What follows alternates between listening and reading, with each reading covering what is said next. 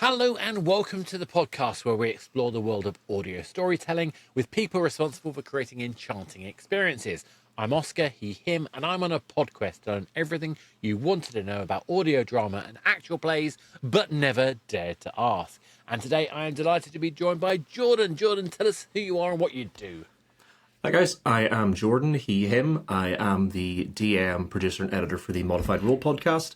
I am also a professional DM outside of that, an author on the DMs Guild very occasionally, and the founder of Actual Play UK.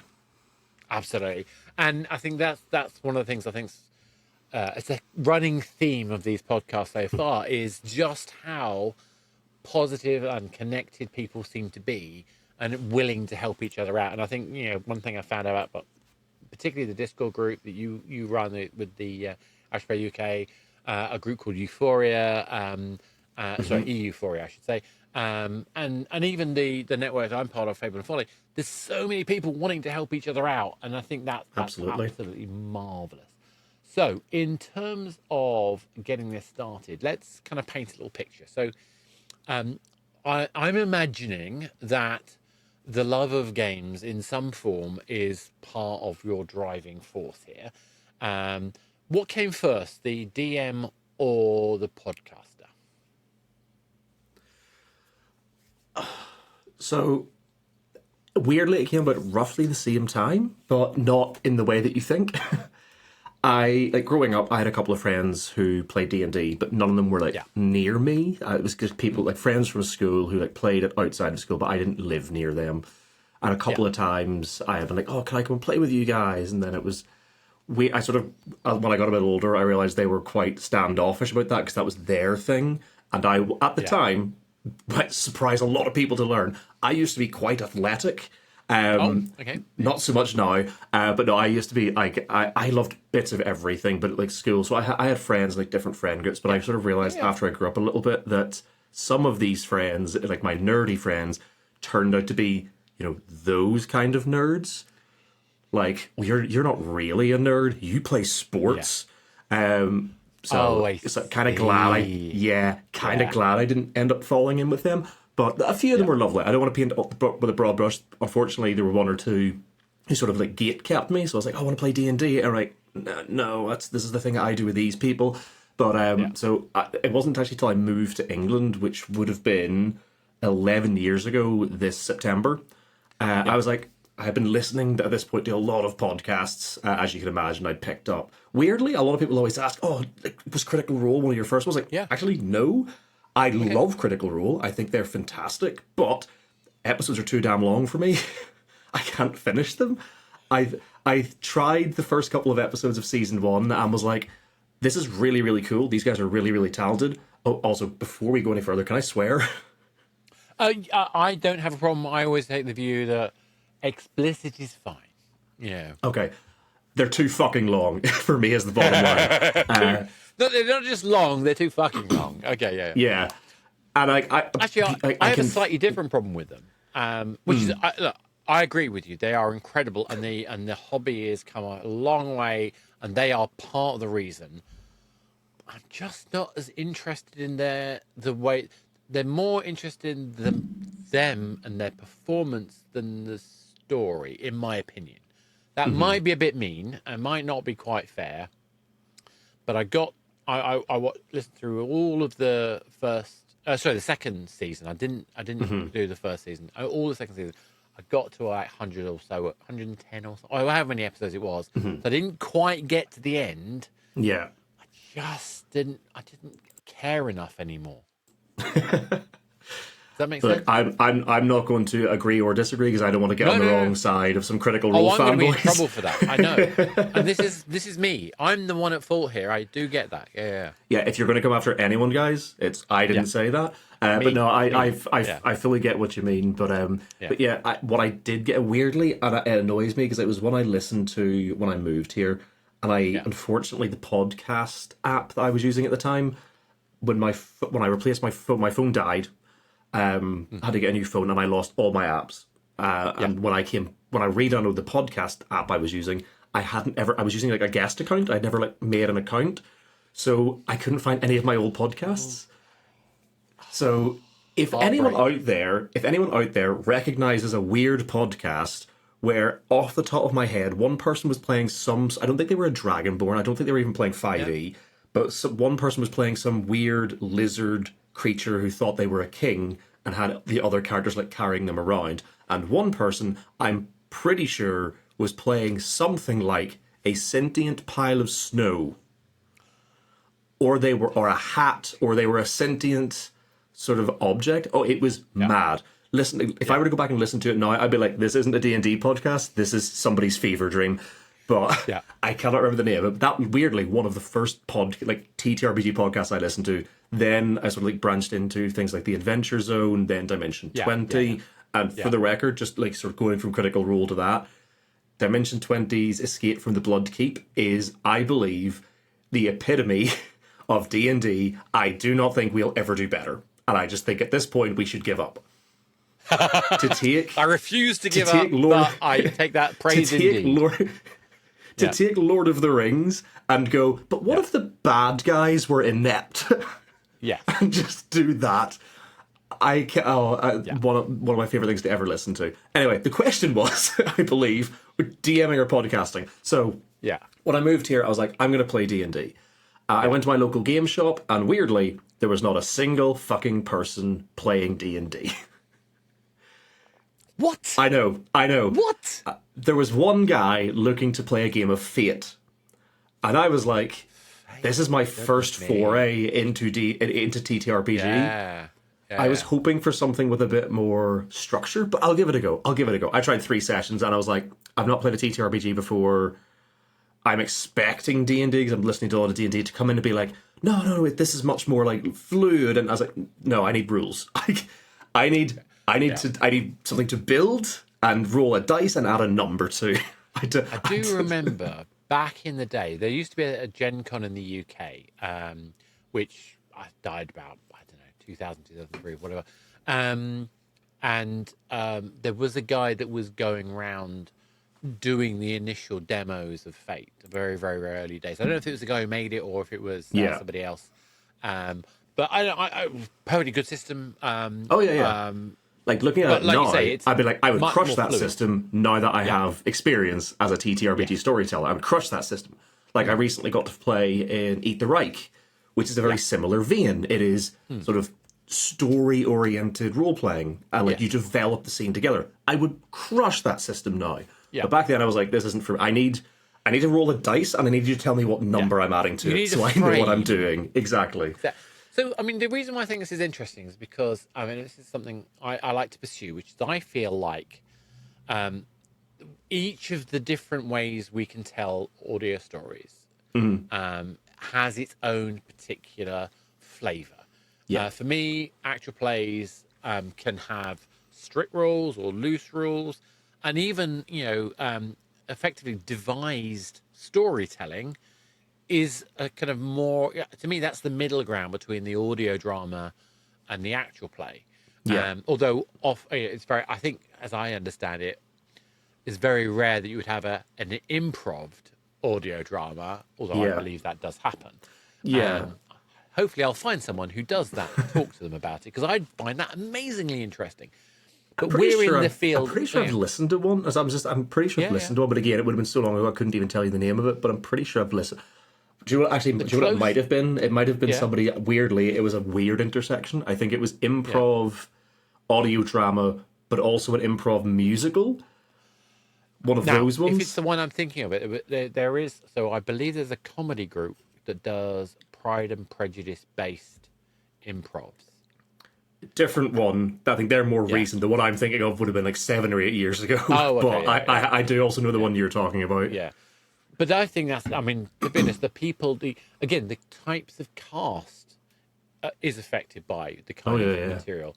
The people who are leading, driving, whatever phrase you want to use, producing, are going to affect that kind of piece. So if we're in this space of actual play, at what point, you're playing Fate, apparently. For 3 sessions. It did not last long. For 3 sessions. How do you get from the Fate to the running your own games? Well, essentially what happened... GMing? Yeah. So the next step was, well, if I can't get a local game of D&D, I'll try finding a game online. I went onto Roll20, I looked in the looking for group section. I found a lovely lad who was looking to run his first campaign. He was like, I'm not coming in with a pre-made story. I want each of you to come up with a character, and then I'll build a story around you guys. Now, having been playing TTRPGs for 10 years, if a first-time DM says that, red flag. Yes. Like not as that they're like not as like it's going to be a terrible thing. Like this, why would you do it? But more so, they don't have any experience running a game. Yeah. I will always tell a new DM, come up with some sort of structure, run a pre-made, run a one-shot, run something where there is a predefined, because you need practice. Because ultimately what happened was each of the 4 players at the time wrote completely disparate backstories. We knew nothing about the setting because he hadn't told us, because he hadn't really made much of a sense. Like, oh no, I'll build the setting around what you guys come up with. Fucking red flag number 2. But then what ended up happening, we had one player who like sort of realized that because the DM was like tailoring everything to us, he could just get away with anything. Like at one point, Murder hobo. Not even a murder hobo, weirdly. Oh, okay. And I wouldn't even class them as a sort of min-maxer. It was just someone who sort of realized that the DM was being way too lenient. Like at one point bear in mind, I think 5 sessions in, and like a level 1 game, we fell into the Shadowfell, which again wasn't planned. It was a random thing. And this guy was wanting to learn, not just buy, in the space of 2 days, wanted a local blacksmith to teach him how to silver a weapon. And the DM was like, oh, well, that sort of takes us, yeah, but I can already do this, and my backstory is this. And the DM was like, and then eventually just let him do it. Yeah. And then at one point, I had to draw the line. At one point, we were like in a dungeon. We're in some sort of castle or something, and the DM had like talked about this black dragon or whatever. Bear in mind, at this point, I think we were like level 2 or 3, and this was an adult black dragon. Yeah. At one point, this guy was we should give some context to some of these terms that we've used. So, murder hobo is basically a character type where essentially people are specifically trying to do the most vicious damage they can as quickly as possible.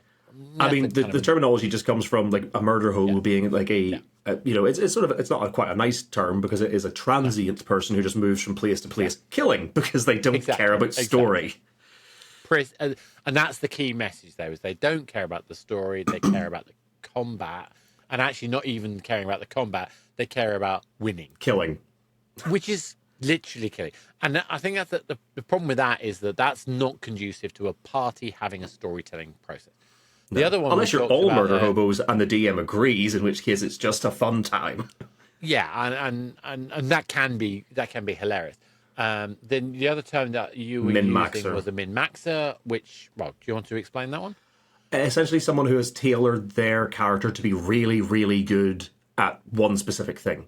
Yeah. So there are certain people who will say, oh, stop min-maxing, because you're like, I'm playing an elf wizard with the sage background. It's like, that's not min-maxing, that's picking a character that, like a build that works. Min-maxing would be like, I have specifically used the stat array to build these stats, I have dumped everything in this one, and I can now, my attack rolls are now +8 at level 3 because I have worked out the math and picked this feat that allows me to add this. Like, some people min-max for fun, like those people who make tabaxi monks that can run at the speed of sound. That's done for a laugh. But other people are like, I'm really good at one thing, and if you make me do anything else, I will cry. Whilst you're here, don't forget to check out our actual play, The Anything Could Happen show, on YouTube and all good podcast sites, where I put my guest players through no-win scenarios with limited information and always against the clock. And of course, where anything could happen. I don't believe that there was any Tylash consent to this operation, and the interference, I think, may have actually triggered the cascade. And as we speak right now, I'm seeing readings that say that there is a seismic shock right now, a seismic shock wave, and it's just thankfully not reaching the major cities, but I dare say for now, things are getting worse. We need to stop this probing, otherwise our civilization might collapse.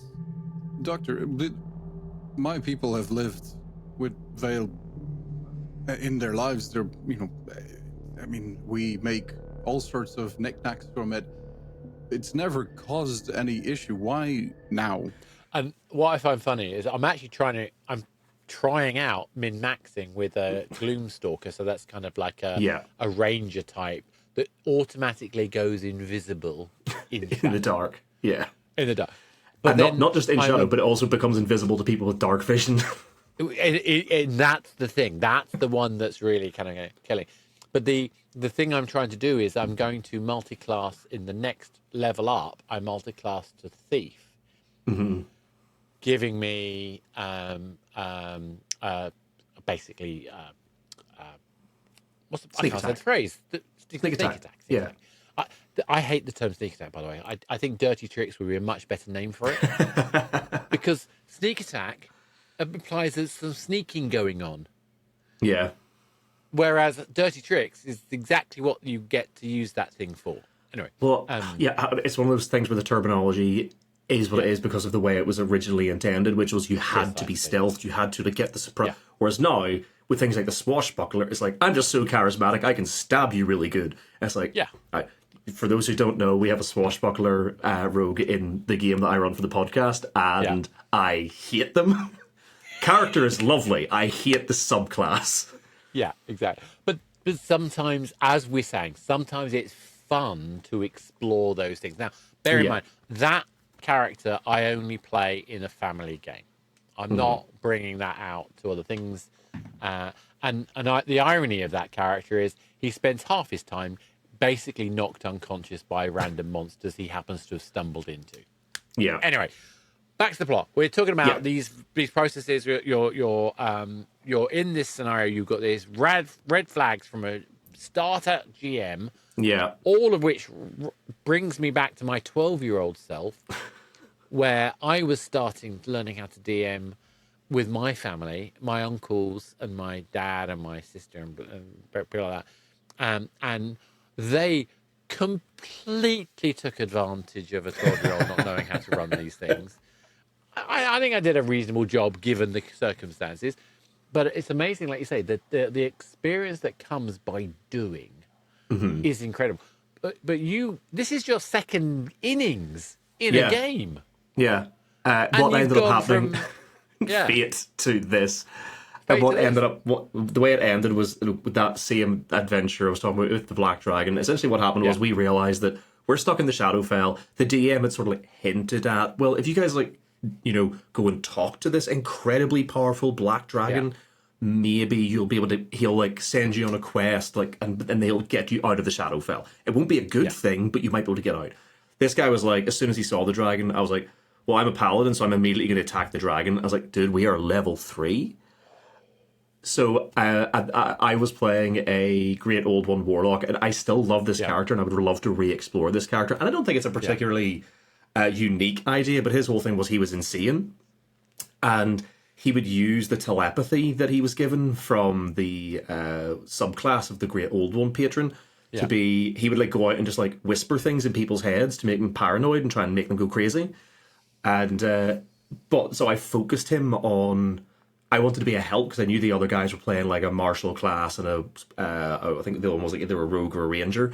So I wanted to be I want to be crowd control. So I had spells like hold person, which funnily enough, I DM'd the DM on the side and been if this guy attacks the dragon, I am casting hold person. I don't care if you don't allow PvP. I'm not getting eaten by a dragon.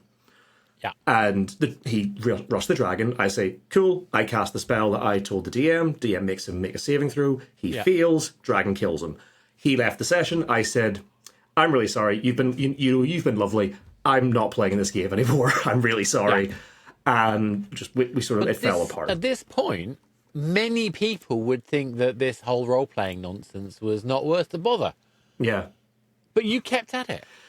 Again, I've been listening to a lot of podcasts. I was like, I know this can work. I know this can work. So it was at this point I was like, you know what? Screw it. I love, weird thing to throw out here. I'm sure nobody could guess this. I love talking. But I also love storytelling. I love creating. Yeah. So I was like, at this point, I mostly wanted to play because I didn't have experience with the game. But at this point, I'm like, stuff experience. If I can't get a DM to run a game, I'll run a goddamn game. Yeah. So I went back to my local game shop. I spoke to him saying, can I put up a little, looking for players poster. I made up a poster. It's actually the premise that I used for the podcast game, the same world that I built for that game. I sort of reused for the podcast because I had written so much for it. And that game did run for quite a while. It ran for, I think, a year and a half. And then just from scheduling stuff, it sort of petered out. And by that time, I had already started the podcast. But I will say, I'll get onto that in a second. Our podcast game did not start with me as a DM. And it was a different story. So I put up a poster. I still have like the things saved that I did for it. It was like, looking for adventure, heroes wanted. The local township or the local area around the township is being attacked by monsters. We need heroes to come and slay the monsters. Report to Knight's Valor Keep by this date to be sort of like enrolled in this monster extermination. And then I put my contact details and little tear off tabs at the bottom. And I got a group that ran for like a year and a half. It was great.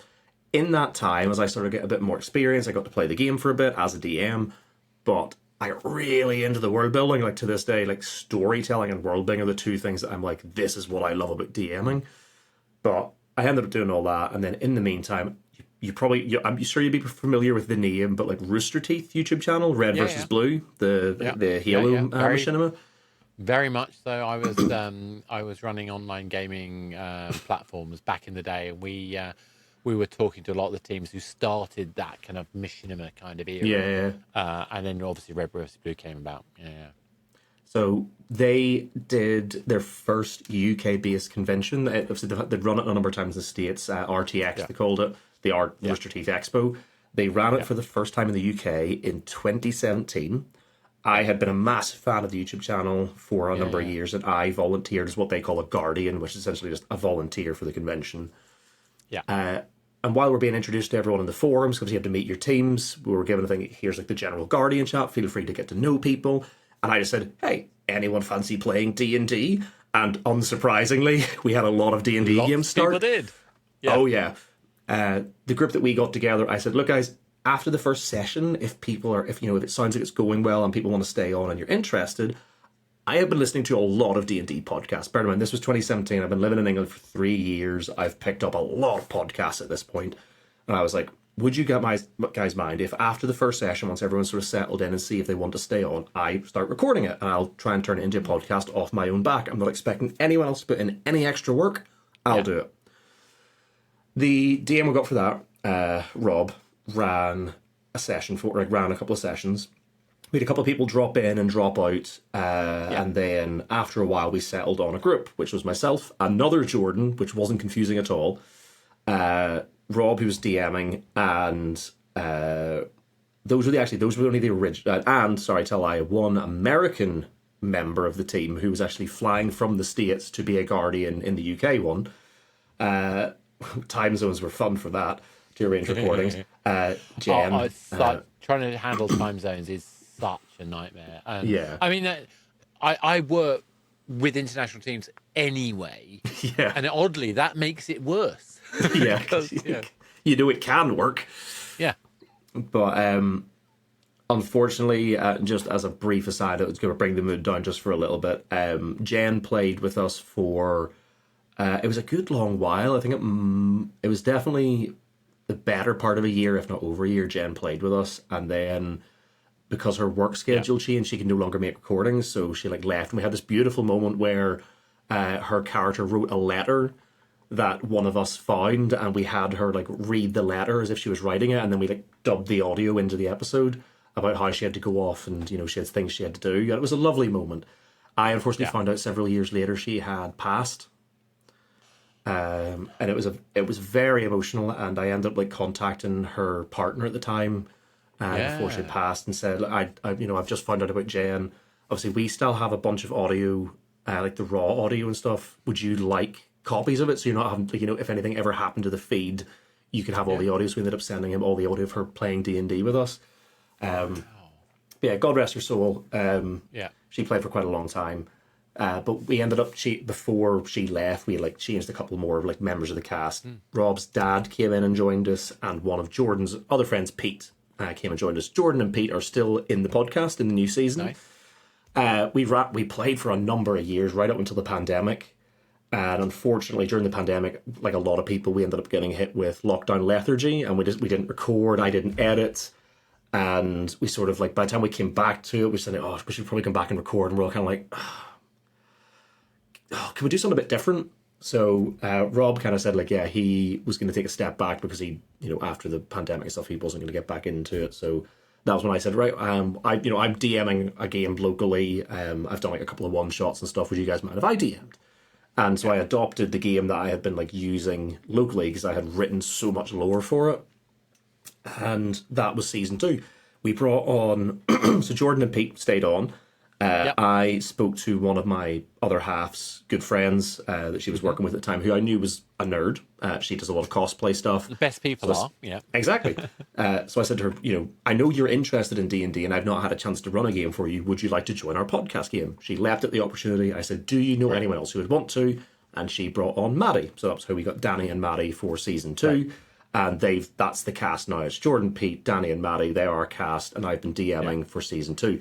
If you look at our feed, you'll only see season 2, and that was because I got very sick of telling people, season 2 is the current season. It's very different. I'm DMing. So now what I've done is there's just a disclaimer when you join us that says, hi guys, this is season 2. Season 1 is like a slightly different cast. I should have muted my phone. Season 2 is a very different cast. So because we're advertising for season 2, I've just moved all of season 1 onto our Patreon for free. Like this, it isn't behind a paywall. You can just go and download all of season 1 if you want to listen to it. But and I still recommend it. It was a good story. Integrity to that. I mean, I don't think there's any problem with us taking things down necessarily. I think that's a choice, an artistic choice that you can make. But the fact that you put that on the Patreon, I think that's a very sensible thing to do. It gives people a reason to go and check out the other stuff that you've done. But again, that's a choice to make as the team. Yeah. So you've got I think just to paint the picture of the journey. So you've moved country, not hugely far, admittedly, but you've moved country across a small pond, essentially. Small pond. And you made that joke because I know lots of people have actually gone on US, states and back, states and back. And you've tried to find your way into D&D, particularly, but gaming, tabletop gaming. But you found that the difficulty of getting that alignment of players and referee, DM, whatever phrase you want to use for it, has been problematic. And yet you managed to get to a group of people through a completely lucky kind of like connection through an event. Those people end up playing for considerable period of time, getting a live podcasting going, and you then step in to be the referee. It sounds to me like though there's something about yourself, there's something in a need to tell stories. Is that fair? Oh, 100%. And also, once I get the bit in my teeth, it's like, this needs to work. So I'm gonna keep going, even to the bitter end. Like, but no, I love storytelling. It's sort of like the more I did in the TTRPG sphere, the more I wanted to do. So that's the first thing I did. First of all, it was just playing. Then it was DMing. Then it was running a podcast. Now it's running a podcast and DMing a podcast. Then it was running a Discord group of people. I'm going to be honest. If I remember correctly, you also happen to be helping run. I don't think you actually run the whole thing, but you're helping run a whole set of things of D&D in a castle. Yes. I'm going to put a caveat on that because people are going to think it's the other one. It's not D&D in a castle. Yeah. We call it D&D at the castle at Elveston Castle. Good point. Well saved. Sorry, my lack of. No. I just don't like people think. I don't want people to assume that I'm one of those other really cool people. We're one of the other lesser cool people. Yeah, but it's still quite cool. But my point is more about kind of organising event elements like that takes time and effort. You've got a life. You're organising your own podcast, and at the same time you're doing this coordination and actively playing a part in the community. But my question is, how on earth do you manage to keep and sustain a regularity of recording with a small number of people? Because that seems to me to be the single biggest challenge in this space. I mean, if you were to look at our podcast feed at the minute, the answer is I don't. But no, Yes, fair. when we're doing regular recordings, because it actually is a slightly easier, I find, for a podcast, because what we did originally for season 1, and it was something I changed when I was doing DMing for season 2. It's not as good for the game, but it's better for the podcast. What we were doing was we were recording every 2 weeks on season 1, and then I would convert, and we would only release an episode every 2 weeks. But our recordings could make 2 to 3, or if not sometimes 4 episodes. So what was happening was we were just exponentially growing a backlog of audio that was, that was never going to see the light of day. Yeah. So for season 2, all I said was we're going to record like one session ahead. So we will record session 1, we will record session 2, and then I will start releasing the audio from session 1. And we will not record session 3 until I have used up all of session 1. So we only ever had like 2 or 3 episodes worth of audio backlogged. Because what that has meant is I can start doing things with guests. Yes. What I didn't want to do was say, do you want to come and guest on our podcast? The audio will release sometime in 2035. Because that was what was going to happen. No, but the problem is, Yeah, but I get that. I mean, so I have a pool of probably more than 30 people who at some point have said they'd be interested. And I still struggle to get 4 people together on a regular day. And I didn't even try to have a regular date. Because I'm releasing every 2 weeks. I don't need to do more than 1 or 2 recordings a month. Yeah. I'd like to do more, don't get me wrong. Oh, yeah. But at the end of the day, now I know I can sustain every 2 weeks. Mm-hmm. I'm going with that. Yeah. But I do think this is a general problem, because at the end of the day, we are talking. Well, we are talking about either talented people who've got commitments, or we are a bunch of amateurs who've got life and therefore commitments. Yeah. And we don't have budgets. Most of the teams that I'll talk to don't have budgets to be paying people for professional rates. Nope. As much as we might want to. And I think we all have this feeling that we're creating material which hopefully is of value to an audience. I think that's something we all want to do. Yeah. But at the end of the day, there isn't an economy to make that a commercial choice for lots of us. Oh.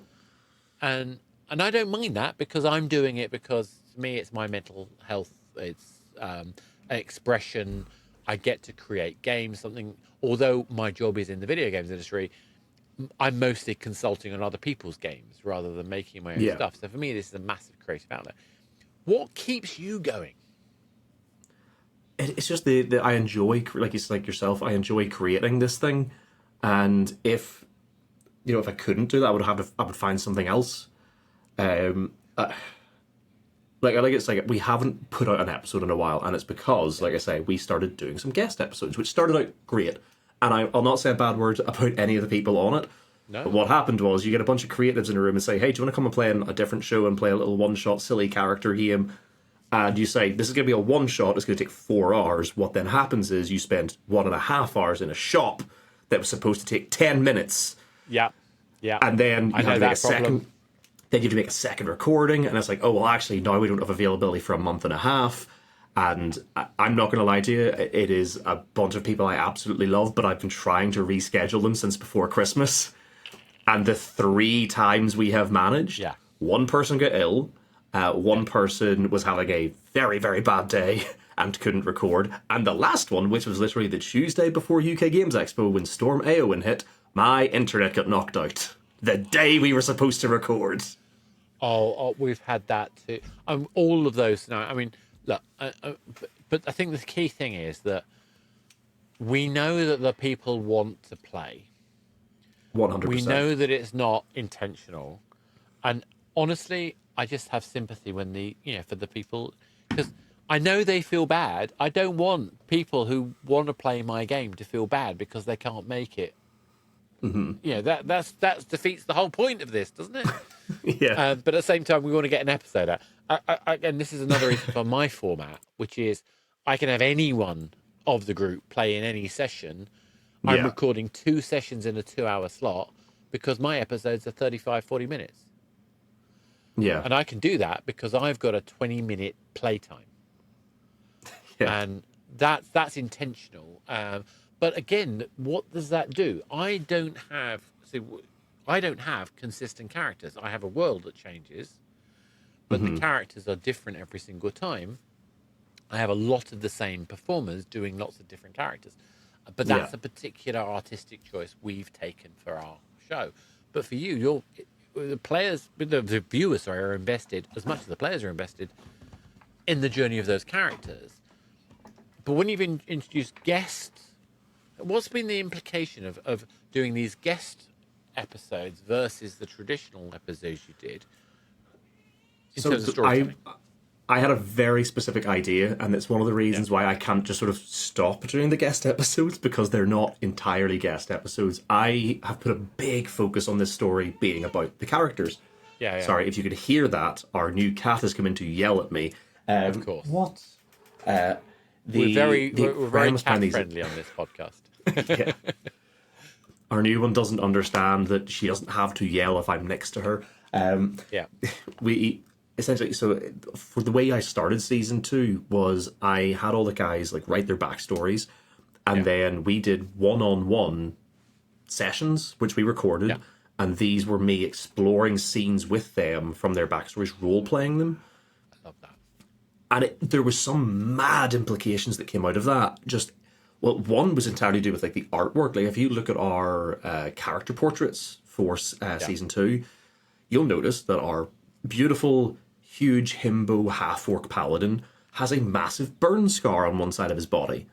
His character did not originally have any mention of a burn scar. In his backstory, his whole thing is he is a paladin of Paylor, but he sort of like feels distant from him, but he's still trying to do his best.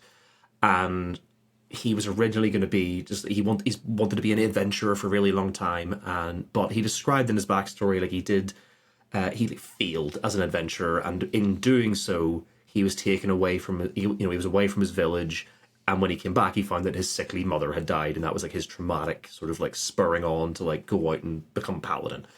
Yeah. But when we role played the scene of him like failing, the idea was that he wrote in his backstory like he was meant to be escorting these like minor nobles from one location to another, and they get attacked by bandits, and he fails, the nobles die, and he has to like go, and there was like a small adventuring party who was sort of like people he had worked with before all die in the ambush, and he's the only one survives, and he goes back to the village and he finds out his mum's dead. I described the way the bandits got the drop on them was they had hired a sorcerer who hit their sort of train with a fireball. So I like described him being hit with this like feeling of like, like a wall of force almost, and then he feels like a burning sensation, and he, because of his like orcish resilience, because he obviously has the actual feature, which means when you drop to 0, you actually come back at 1. I had him describe being like knocked to the ground and coming to just long enough to see the bandits like killing these nobles. And I think I described like one of the other adventures, because the whole point was it was his fault. They had been like, oh, I think it was something to do with the weather, or there was like a problem with the road or something. But he was like, no, let's push on. We can do this. And because of his rashness, the ambush worked, essentially. So this other adventurer who's like lying, dying, essentially looks over at him and like blames him. And he like turns round just long enough for like the bandit leader to come on over and like kick him in the head and knock him out, essentially. Yeah. But we've done these recordings. I have spoken to Jeff, the lovely artist who has done like all the artwork for our second season. I said, I'm going to put you in touch with all the guys. They're going to describe their character for you, and you just do whatever they want for the artwork. Next thing, Jeff sends me this artwork of this Pete's character with this burn scar, and I was like, Pete, what have you done? And he was like, I love that scene so much that I wanted there to be like a physical reminder on my character of that failure, and you describing the fireball was like, that's it. So his character now walks around with a like essentially Two-Face, like a half-burned body from this fireball, and I was like, damn, that's really cool. I wish we'd like known about it before you dropped it on me. And this is, I think, a particular storytelling technique that comes out of actual plays. The session 0 is kind of one way to describe it. I have a slight twist on it. My twist is that I get the other players to play NPCs in a moment of that person's time. Now, if characters know each other, I'll let them both play their characters, and then have the other players play NPCs. And the important thing about that is that those NPCs can die. Yeah, absolutely. And the impact you get when you have that emotional moment, because everybody in the party moving forward has a personal memory of that happening. Yeah. So it's now real. The backstory is now real for all of. If you're enjoying this interview, why not check out this brief trailer from our guest? Every hero strikes out on their adventure for a different reason. To prove myself worthy of my mother's praise. To write my own story and discover who I really am. To prove to my family that I am more than they believe me to be. To revive the god that has chosen me. But when the fragile balance of the world is in jeopardy, and sinister forces move in the darkness, heroes will be tested, pushed to their limits and beyond, and it will be left to them to determine if they are up to the task. There is a darkness rising. Will they be able to overcome and do what must be done? For my god. For my story. For my freedom. For the world. To restore the balance. Modified Role, Season 2, The Chronicles of Erin. Episode 1 releases January 28th. A Dungeons & Dragons actual play podcast. Find us on all the usual podcasting apps. Say, the reason I did mine as one-on-ones and didn't have the other guys involved was because it's a podcast. What I wanted was the listeners to be invested in the characters, but I wanted the players to organically learn about each other like they would in character. I think that's smart. I think that works really well in this format. But again, I think this is, the point I'm trying to get to is here that it shows the range of storytelling techniques that we have available to us. And 100%. So, whatever story you're trying to tell, whether you're trying to tell a story about your diversity, about your identity, about just traditional, swords, sorcery, and orcs, or whatever it might be, there's a different way of adding a spin that keeps that hook, that interest to that process. So the reason I started that is because the reason, again, I keep going on tangents to explain anything and then forget what I'm explaining. What? I'd be shocked if you can't hear her. Your cat's telling you that you need to get onto the plot. Get back to what you're talking about, but because you were asking about the guest stuff. So the guest episodes were specifically because I would have one of our cast then go into a side quest with these guests, and it was a way for me to tie in more of their backstories to the ongoing campaign. So literally I had the first one we did was Danny's character Gilliana, and I had her sort of like childhood crush who hit her in her backstory, hit her with, "No, I see you more like a sister." Which, when we recorded that, she fully blew up at me. I was like, "Danny, you wrote this in your backstory. Why are you getting annoyed at me for saying it?" Yeah. But so I had him turn up in her backstory. We've recorded Pete's already, and he had an NPC from his backstory turn up. Jordan's, his is the one where we've recorded the first session as 6 months in. We haven't recorded the second one yet. He's gonna have his childhood rival, who he actually doesn't know. Essentially, when his whole thing is he was a dragon-born way of the ascendant dragon monk, and he had a monk rival who grew up in the monastery with him, who sort of failed their final tests and then disappeared. Not in he was murdered, more like, screw you guys, I'm gonna go do martial arts somewhere else type way. And he turned into a ninja enemy evil person, surely. I mean, it's been hinted at quite heavily in the first part of this one, but he's the villain. He's one of he's not the big villain, but he is working for the villains. Honestly, it's so good. It's of course, such he's a a lovely rival. vein. Yeah. Some tropes are tropes because they work. And obviously, we haven't got onto the last persons yet, but I have a whole thing with their backstory. But what's also going to happen is I've said before, I love writing stuff. I've written gold medal adventure on DM's Guild, several silver medal stuff. I've written for those unaware, DM's Guild they sort of track seals by these badges, which are metals. So you have copper, silver, electrum, gold. I think then it goes platinum, mithril, and then there's another one, adamantine, I think. So I've got a gold best-selling solo adventure that I wrote. Not as in solo as in I wrote it myself, not with anyone else, because I have collaborated on some of the best-selling stuff on the DMs Guild. And I say that because it makes me sound really important. But what actually happened is I submitted like two subclasses to Tasha's Cauldron of everything else, which is like still one of like the top selling products on there. But I love writing stuff, so I've written each of them a custom magic item, which they're all going to get as like a sort of reward for doing those little like guest one-shot backstory things. And like, those kind of rewards, when they're tied into story moments, are incredibly meaningful. But like you say, I love the fact that you're looking at this as how do I invest the audience in these characters? Yeah.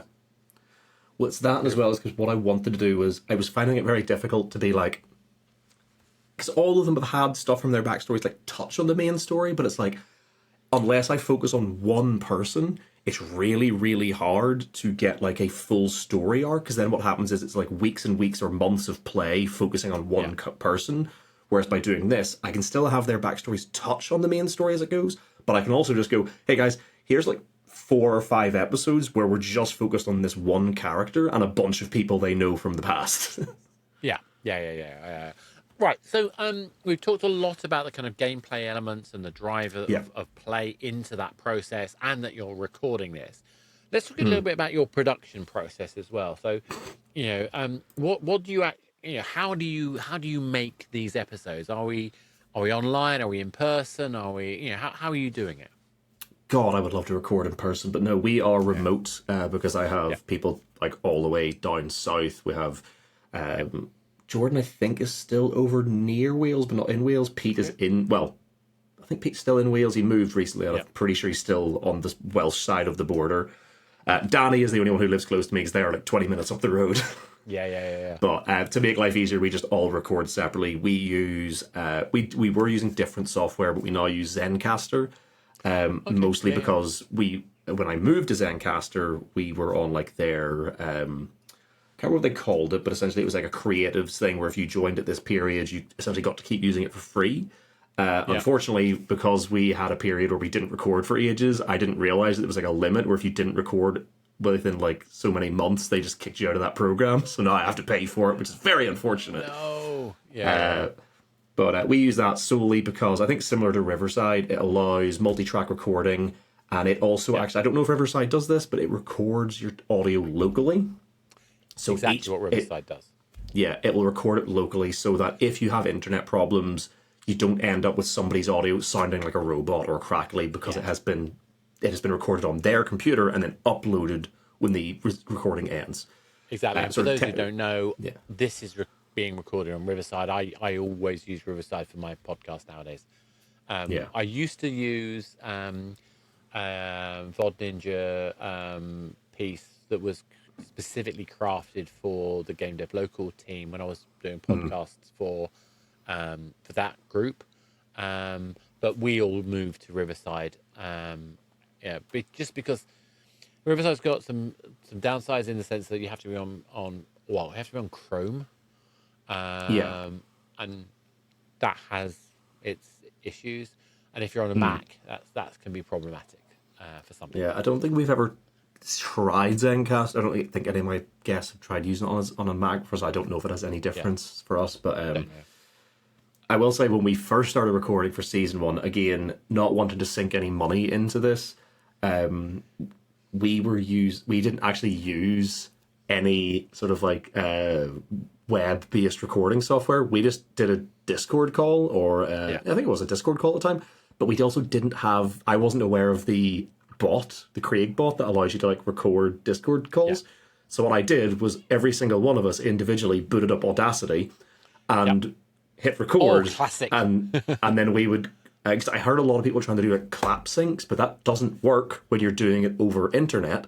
So what we did was we would do a count. So we would assign a number to each person. We would say, starting on Rob, going in the order here, count, and it'd be 1, 2, 3, 4, 5. And then when I go to like line up all the audio, I would hear 1, 2, 3, 4, 5. This wasn't perfect, because obviously if some people are listening and there's an ever so slight delay, I would have to tweak it. But once you got that going 1, 2, 3, 4, 5, you could find a bit where there's a conversation, and then you could like line it up a little bit better. It was a lot more work than just using a piece of software that starts the recording at the same time. Yeah, but exactly. it worked until one of us would forget to record, which happened a lot. You'd be amazed. There was once where we totally actually get it. Yeah. yeah, we did have one once where we all managed to record, but Jordan's audio like corrupted. But I don't know if anyone's aware of this. The way Audacity records is it will compile lots and lots and lots and lots and lots of little snippets, like seconds long. And then when you're finished recording, it'll like compile them all into a single audio file. But if it corrupts before it finishes doing that, what you end up is with a folder or multiple folders full of lots and lots of little snippets. Lots and lots of snippets, yeah. So I God haven't had bless that him. experience. Well, God bless him, because we didn't want to record that episode because it was quite an intense session. Jordan, God bless his soul, went and downloaded software that allowed him to essentially sequentially rename all those files based on the timestamps. And then he was able to drop all of those into Audacity in the correct order and export it as a single audio file. What I've just described sounds like it took a few minutes. This was a process that took him days. Oh, I can imagine. I mean, I can imagine someone Python scripting all of that, and it taking hours and hours and hours. Yeah. So you're using a tool. Are you doing any post production? Yes, a lot. Yeah. I am an engineer. My full-time job is an engineer. I've studied as an engineer. I've been working as an engineer for 10 years. Well, 11 or 12 years now. What do you mean by engineer? Because there are lots of flavors of engineer. I am a 3D design-focused engineer doing sort of not structural engineering, but like fabrication engineering. Yeah. My current role is specifically in the audio dampening sort of sector, which means I make big boxes that stop sound getting out. But not the cool ones that are involved in like recording studios. The ones that are used for like backup power generation, where you've got a great big diesel generator sitting on a site somewhere. If they run, they make a lot of noise, and it can actually become like dangerous with how loud they are. So we make the containers that they stay in. So not fun, but necessary. No, cool in its own way. Once you've been looking at them long enough, it's just a big box. But so I have no sort of training in any of this. So even just to begin with, we did not do any post-production because it was just enough for me to like be cutting up audio to be like, well, this is where we like hummed and had, and we spent 10 minutes rolling and arguing about initiative count. So I was just cutting stuff like that out to make it run a bit smoother. Then I started finding people like Kevin MacLeod, who did all of the sort of royalty-free music, and I would start peppering that in. And now it's gotten to the point where I'm subscribed to like Michael Gelfi. I'm subscribed to a couple of other like sound creators. I've downloaded any number of like audio packs from Humble Bundle. So once you've bought them, you have the license to use them. I have, I think, over 50 gigabytes of backing tracks and sound effects stored on a hard drive. I try to do a lot of post-production. I don't know if I'm good at it, but I score our episodes, I put in sound effects, and I've been doing this for a number of years. I think I've gotten better, but nobody's told me one way or the other, so I'm just going to keep doing it. I get it. But I do put a lot of effort, because now that I've gotten to the point, So go on. No, I think we have a little lag going on. I was just going to say that we tend to use a platform called Envato. Which is basically you're paying a fixed amount, and you can download almost any number you like, and it's all royalty free, and it's all appropriate to be used for certain commercial purposes as well. So that to me is magic, because like you say, it's like so much we can invest. I happen to be paying for Riverside. The reason I can do that is because my day job involves me doing webinars, tutorials, and things like that anyway. Therefore, it's a legitimate business expense, which makes it's a tax write-off. Yeah, literally. Yeah, it's a necessary thing for me. But anyway, so I get to use it more broadly. But I think, like you're saying, having a pool of materials, having an understanding, and there are some folks I know who've got access to composers and stuff like that. what a luxury that is to have people who have got that level of talent and willing to contribute to an experience. My worry is we end up too often with the I'll record this, you'll get exposure problem. Yeah, nonsense. If you're going to ask people to Yeah. do something like that, pay them. Yeah, exactly. And if you can't pay them, just own up to it. And if they want to help, then great. If they don't, then not. I always have the view that if this was to ever make any money, I'm going to work on a credit basis. As in those people who have contributed and got a credit in the process will get something proportionate to their process. Nice and easy. I've gotten quite lucky in that we have like a handful of Patreon supporters, and we recently joined the Podderation network, which means that I'm not having to pay for podcasting hosting anymore because the network handles that. And through their ad revenue, which again for ourselves, there are some really, really big shows on our network, and they're fantastic shows. The amount of ad revenue we're getting is like between that and the Patreon is like enough to cover my subscriptions to like Michael Gelfie and some of the other like creation tools that I use, and that is it. Yeah, no, completely. So what was I going to say? So we've got you're crafting a level of audio environment around each episode. You're packaging up, you're hosting it through the network that you're working with. The next thing, obviously, that kind of final step of the thing is building and gaining an audience. What tips and tricks? What do you have to say about that other people might be able to learn from? I mean, ask someone more popular than me. The piece of advice, and it's the one that I'm not very good at following. I used to be much better before Twitter became a fascist hellscape. Was just being online, being present, taking part in like conversation threads and stuff. And we were pretty good. I think we got up to like 2,500 followers on Twitter, but just from like being online and talking to people. But now, some people are using Threads, some are using Blue Sky. I made an Instagram account. We recently broke 1,000 followers on there, so I'm like, I'm just gonna post pictures on Instagram. And like, I have a Blue Sky account. I think I've posted on it like 4 times for the podcast. It's not I like good. Blue Sky. Blue Sky I find to be what Twitter was when it first arrived. Yeah, when it first came around. And That's I tried the thing. Mastodon, but that didn't I stick. couldn't work that out. I couldn't work it out. I'm not gonna lie.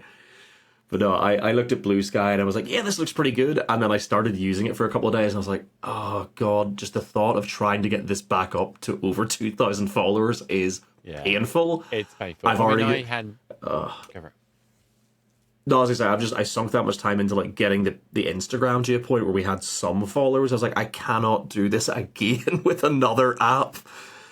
No, and I think it's become more difficult. So because I was a Unity evangelist, so that's the game engine. I had 6,500 contacts on Twitter, Twitter. Yeah, let's call it Twitter. I like to refer. I'm not to calling it X. It's Twitter. But I do like calling it the X social platform because there's a nice ring to that, as in the former.